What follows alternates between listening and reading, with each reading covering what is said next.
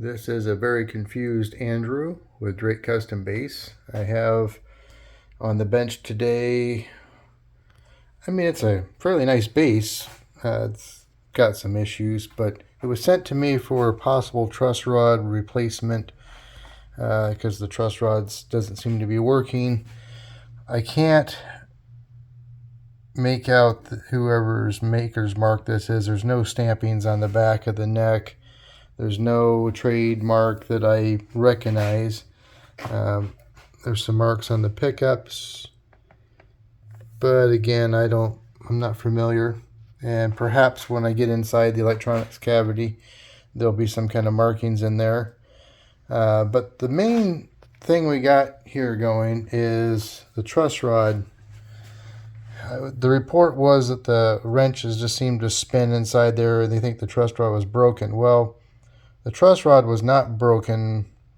At least it wasn't even turning. It was jammed really nice and tight. And actually looking through the viewfinder, I might even see a little crack forming there. But anyway, I tried every one of my supply of wrenches, and the only thing that fit was this star-shaped one that measures out to be 3.5 millimeters. While most of my sets of hex keys don't include a 3.5. But that was the magic number that got inside this truss rod. And actually it turns rather nicely. It grabs just enough to turn. I've loosened it quite a bit because it was maxed out one way, putting the neck into a back bow, and that's why the truss rod was totally jammed. I'm going to see if I can find a proper one that doesn't have the little star-shaped head on it. I'm going to see if I can find a wrench that actually will work on this. Then I could get some strings on just to see if this thing will actually set up. There's a gap right underneath the fingerboard here that needs to be... I might strip it off, clean up the back, and just relaminate this down.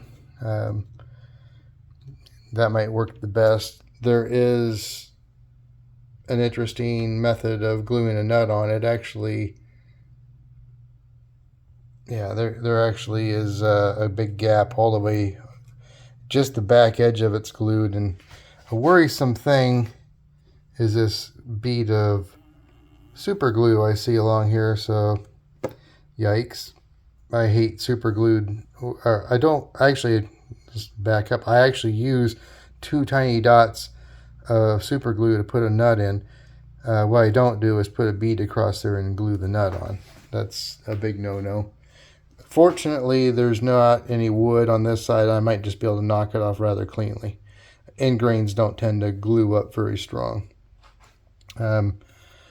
Frets look fine, but if I can't get this truss rod sorted, I'm going to have to strip off this fingerboard and replace it, which I better determine the scale and everything before I get too far down the road with it. I'm not sure if this is 34 or 35. It almost feels like a 35, so I'll have to double check on that. There's also talk that we might remake the neck, but I would rather just fix the existing one. If there's, the thickness, it is a slim neck, but if the wood seems to be nice and strong, I think a proper truss rod in there rather than this goofy one that's in there. And then a new fretboard, or even if I can get this fretboard off in one piece, which those sometimes don't go all so great. Anyway, I'm going to see what I can do to fix this neck before we go the route of building a new neck. Like I said, this is a rather nicely built bass. It's just suffered some issues. Perhaps, the current owner of this bass bought this secondhand, so I don't know the story behind it. I don't think that the current owner did anything to damage it. I think this was kind of as is when he bought it. And so just a few little things like this, that's nothing, that's easy to fix. The truss rod though, that's some surgery. So anyway, we're going to see what we could do to fix this base and get it working again. Okay, I went ahead and knocked the nut off. There is a lot of glue along the edge of this fingerboard. I don't think it hurt anything really. I can clean that up. You can see the wrench. Yeah, you know, it's looks like a stove or a sewer pipe in there. It's been spun out a little bit from probably people using the wrong size wrench. And that happens. I don't know why the truss rod was made with such an odd size. But you can see it turns just fine.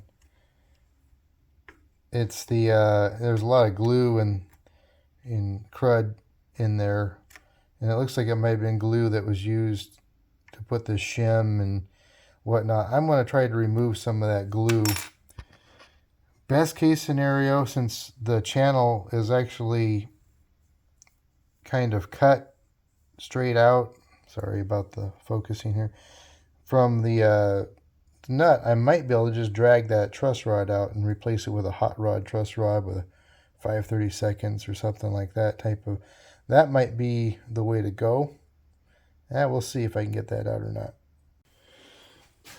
Well, the glue is actually pretty rubbery. I'm actually able to get this little chisel here in there, and I can feel it just gooping around. If I can extract it out of there.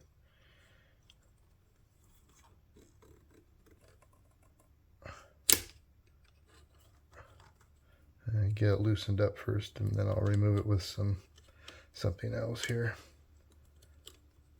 But yeah, it's like bubble gum. It's not even a real hard glue. But that's the only thing that really would hold that truss rod in place. Wiggle the nut, get some pressure on it, and get it straightened out as much as I can. I do have a device that I've designed that I can tap into this and actually turn a long bolt in, and I have a block on the end of the bolt, and I can just drive it out with a hammer. And I've done that before. That may be what we try here. I mean, it won't hurt anything to try it. The truss rod, it is functioning, but that adjuster is so messed up. I don't know. I don't know if we'll ever be able to. It's mostly messed up on the end here. Once you get in deep, and it is a very deep nut, then the wrench actually grabs. So if I can find the proper wrench, it actually might work. But it did seem like it was maxed out, and the neck wasn't able to dial in the perfect relief. So I don't know. Some more evaluation, and we'll continue on here. Okay, got the glue removed. Was able to get the truss nut off. You can see how widened out it is on the end there. There we go. Barely fits in the channel there. It's nice and tight because of that. I don't know if you could see there. There's just not a lot of teeth on the edge of that, so I'm going to have to figure out something better for a truss nut. And I gotta match the threads. So I'm gonna have to buy a tap and make something new. I don't know where I can get these. I'll do a quick look to see if I can find a replacement. Might be the first step.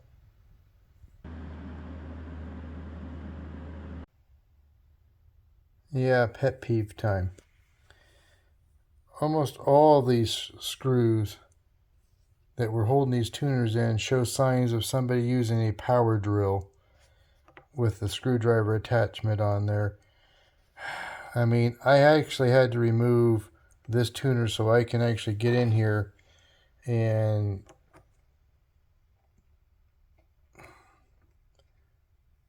try to turn the screw out this way.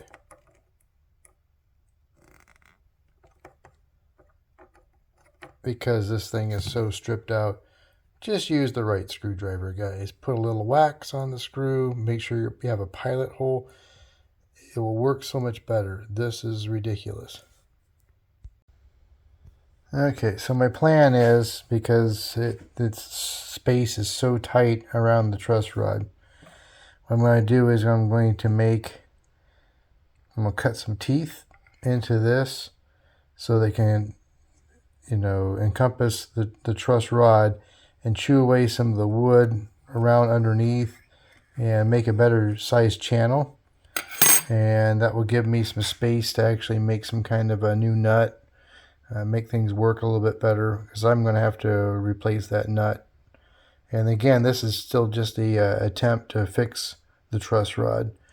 There's other assorted stuff wrong, and this delaminating peg head veneer, it's made out of some kind of plastic, and plastic over time will warp with age, and it's shrunken, so the wood, I might just strip this off, get this logo out of it, and relaminate with a piece of, I have thin ebony, things like that, or some kind of veneer, and then I'll reinstall this, trademark or his logo here. Because this is just going to, if I glue it down, it's probably just going to warp and pop off again. So that's what we're going to try, I think, now. And by removing this, will give me some clean wood to work with. And I could reshape the new veneer. Also, this veneer actually goes underneath the fingerboard. So what I'm going to do is cut down, leave that there, and the new veneer, which will be also black in color, will just butt right up to it. And once I put some oil wax finish on the back of the neck and everything, that will be invisible. And as you can see, I'm about halfway to getting this piece of plastic off. There's another issue. There was no flat spot for the nut to sit on, so that was only connected in the back, and there was nothing but paper underneath it, and you could actually see a gap all along underneath the nut. So we're going to see if we can't improve upon that. I've sharpened a trowel that I've used over the years for different removals, and I'm just heating it up, and that will slide underneath the melt the glue here and just remove the plastic off. I've already slotted down through to the wood, so this should remove cleanly up at the fingerboard there.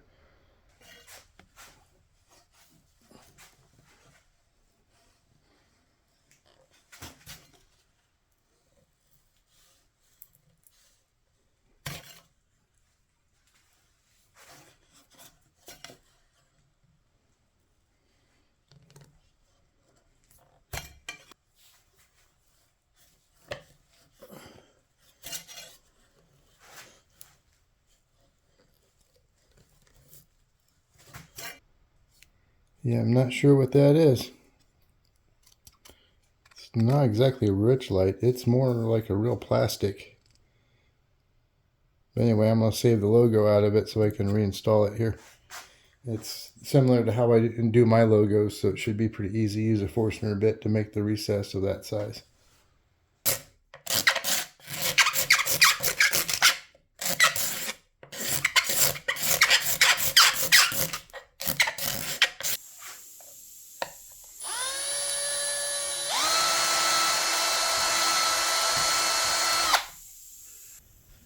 There we go. You can see there's a lot more clearance around there, so I can actually use a bigger truss nut, because I think I might have one in my junk bin that actually has a better 4mm hex access to it, and I think it's the same threads.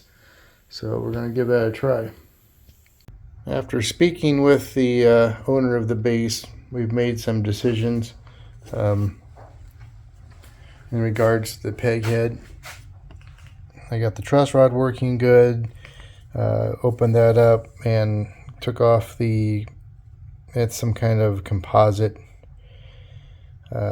type plastic, which was warping really bad. So as you saw, that came off.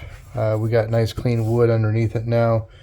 The client has authorized me to use this nice piece of Macassar ebony. It will somewhat match up with the colors of the fingerboard wood. I think it'll look great on here. And I did, from the original veneer, I did save the logo, so we will put it right back where it was. And what else? Oh yeah, we've decided he wasn't super happy with the pots and wiring. These are reportedly lean pour pickups, so I might clean up those tops a little bit. They look like they are out of ebony. We will be rewiring this. Probably an Aguilar preamp will be going in there. So all this has to come out now. That's new. We weren't planning on doing that originally. There is lots of wear on this base, so we are going to actually strip it down to the bare wood. I can feel some lamination lines. The base seems to be old enough that that's probably done moving around. We're going to skim this all the way back to the bare wood, and then I will use a hard wax oil finish to complete the base. I'll polish up frets, things like that. But what I'm going to do right now is take off this neck, and I'm going to glue on that peg head veneer. And we're going to see what's under here. I imagine, because I'm looking at these types of screws here, there's actually going to be threaded inserts into the neck underneath. I've done a few this way myself. And the ferrules here are string through ferrules for bass strings. It's not a brand new idea. I know one time I called Michael Tobias. He actually answers his own phone, at least he did at that time. And I asked him, hey, where he got those ferrules he uses for his neck mount. He just laughed and told me, yeah, they're just bass string through ferrules. And I'm like, oh, all right, have a nice day. Yeah. I get a lot of tips from other builders, and I've had other builders call me and ask for tips. I never mind giving information out like that. Yep, inserts.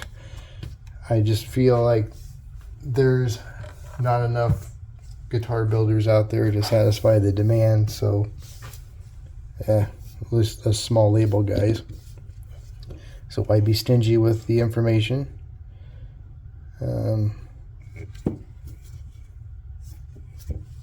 There's no shims in the pocket or anything, so yeah, looks good. All right.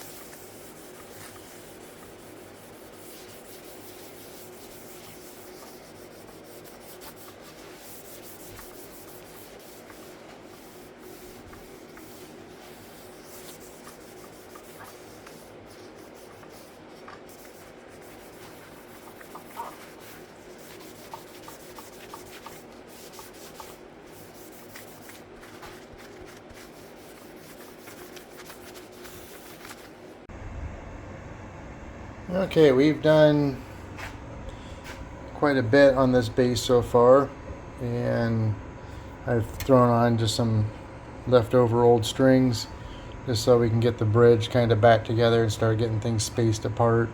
I got the wiring harness in. Everything's working so far. Now we're just trying to get some setup dialed in, get the nut filed down and all that. So yeah, we've got a few issues that's come up now. The neck is really nice and straight. The truss rod's holding well, but it is still. So the remedy for this is I need to shim the neck. But what I do not like to do is just make a little shim back here. That creates a gap here, and the bolts pulling down will cause that tongue to lift, or they're called rising tongue. The fingerboard rises up like a ski jump here at the end, and you start getting rattling and buzzing on these frets. I make a full patch that's laminated to the back side of the neck, and then it's feathered down to nothing, which will give the neck a slight angle that will actually start to match, and it will bring the string action down. So that's what I'm going to do right now before I go any further. Then we'll get some other things dialed in a little bit better. I only have a couple quick connections to make to get everything completely operational in the electronics. I plan to have this base done this weekend, so all right, keep watching.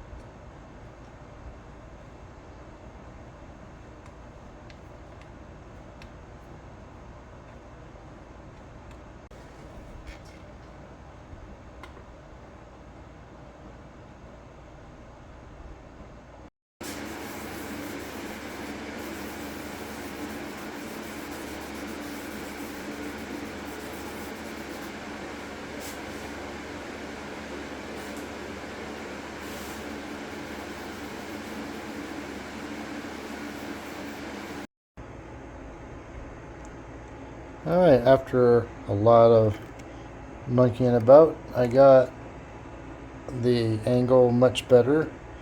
I have to adjust some saddle heights yet, but now I can actually move some of them up in order to add enough clearance. The B is just about right, the E is way too low.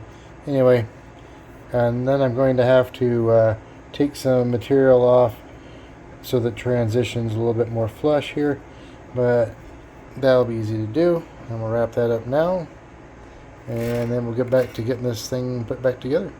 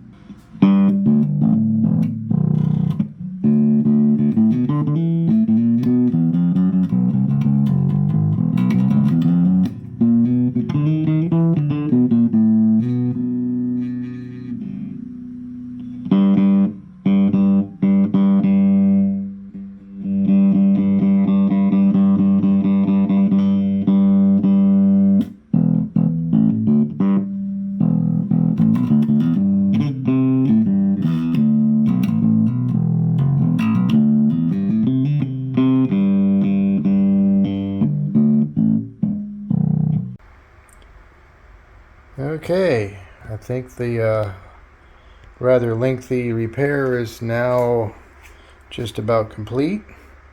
I still have to wipe off some fingerprints and dust and things like that. This shop has a lot of dust in it, so I have to detail the instruments out carefully before I pack them for shipping.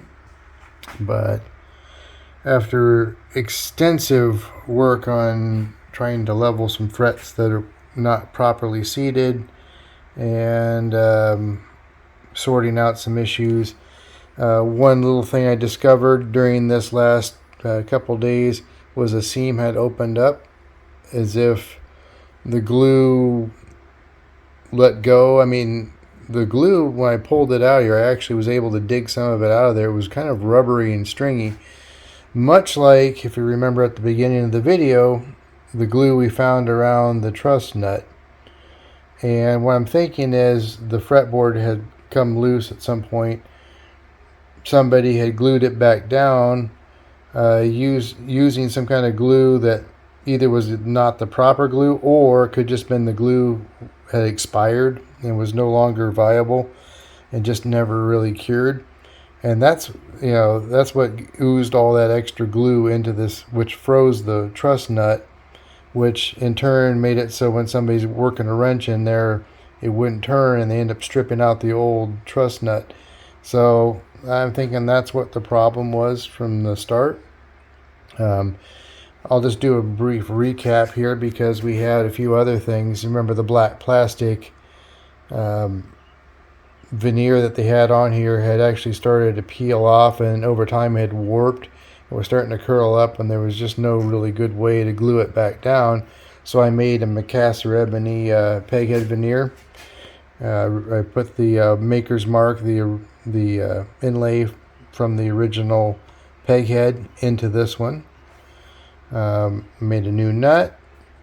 Worked extensively polishing, level, crowning these frets. The frets, I've talked to the owner, and he's going to see how the instrument is, and if he likes it before he goes forth with a refret, which I would recommend for this instrument. I think everything would be so much better. There's a few inconsistencies in the fingerboard, probably not due to the maker, probably just over time things have changed, and there is a little bit of a hump that I've had to work out.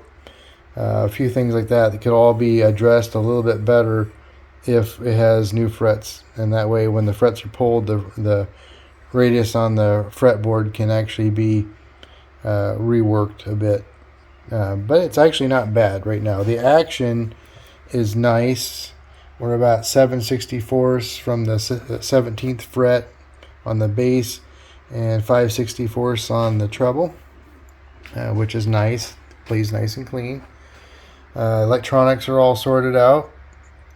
We have a new preamp in there. It's an Aguilar 3-band. It's an OBP3. It has